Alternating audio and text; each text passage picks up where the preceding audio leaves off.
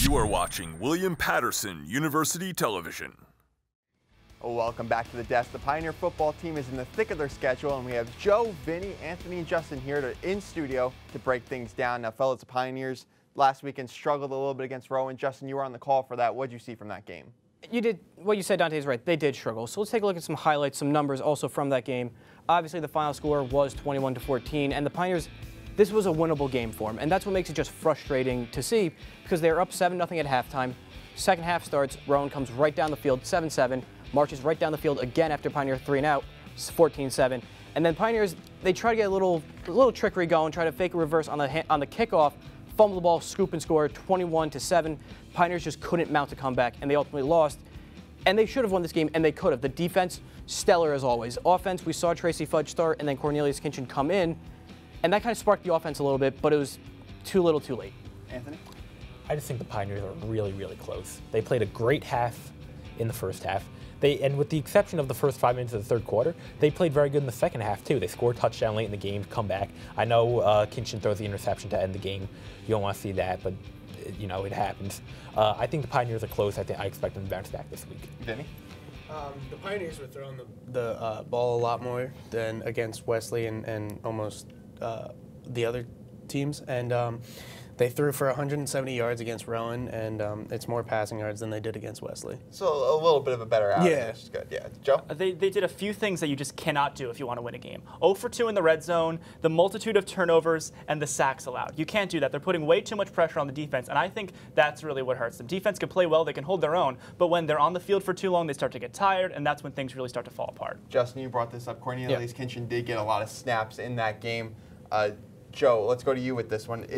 With him taking the majority of the snaps, is he the guy going forward? I have to say yes.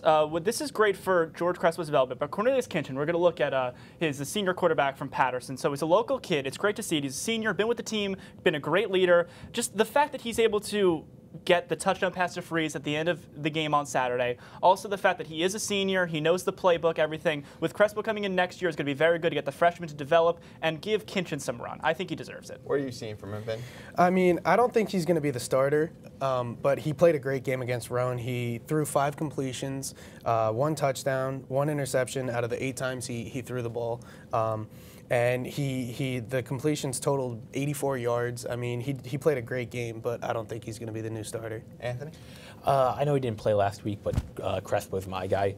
As you see right here, he's had a very good season. He's got about a 65% completion percentage. He's a freshman. He's the up-and-comer. I think he's your guy going forward. Justin? I have to go with Cornelius Kinchen. You know, Tracy Fudge and Kinchen are both seniors, but if you look at it, Kinchen was on the roster longer. He's been here all 4 years. And really going into last year, I personally thought he would be the guy starting, but obviously they gave the nod to Fudge.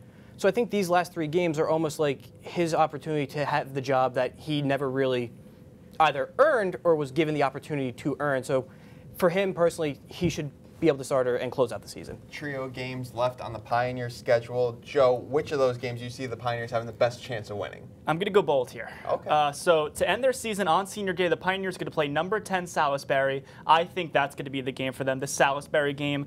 See, the fact is, it's really hard to go undefeated. Salisbury has not lost a game yet. They have not gone undefeated in 15 years, since 2004. The last time they came up this far, all the way up from Maryland, they lost to they beat Montclair, only a 3-point game. Montclair played them very close. I see us and Montclair as very similar teams. I feel like the Pioneers have the ability to take them because they are a run-first team, but we're very good up front. I think we have the ability to stop them. That's what I'm seeing. Anthony? I hinted at this earlier. I think they're going to play very good against Kean this week. You look at Kean, they're allowing almost 200 rushing yards a game. We know the Pioneers' top priority on offense is Marcel Mason, tree critic. They should run all over that defense, and they should get a win this week. Justin? I'm looking at next week's game. Our Route 46 rival, Montclair State University.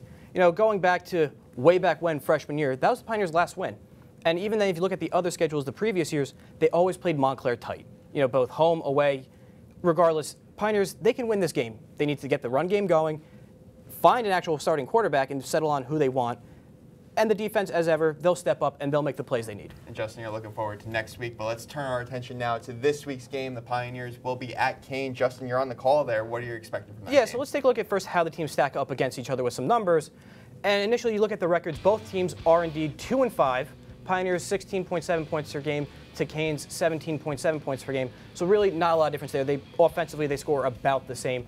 Pioneers, they're about a touchdown behind. They give up about 1 touchdown less. So that's where it really will stick out. If the Pioneers can get the run game going and take advantage of opportunities in the red zone, easily a winnable game for the Pioneers. And Anthony, you're looking forward to that as a good win for the Pioneers. 100%. You know, the Kean's going to pass the ball a lot. I expect the Pioneers defense to cover that up. Like I said, I expect them to run the ball.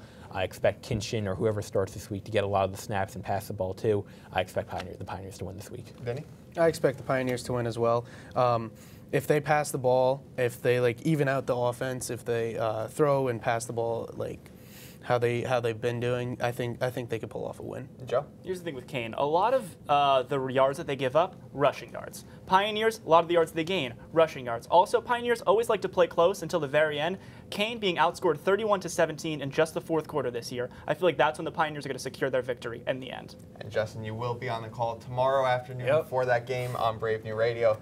That's it for our Orange Brigade. Good luck to all our Pioneers over the coming week. Now we take the snap and head over to the pros with the NFL guys on the other side of the break. Don't go anywhere.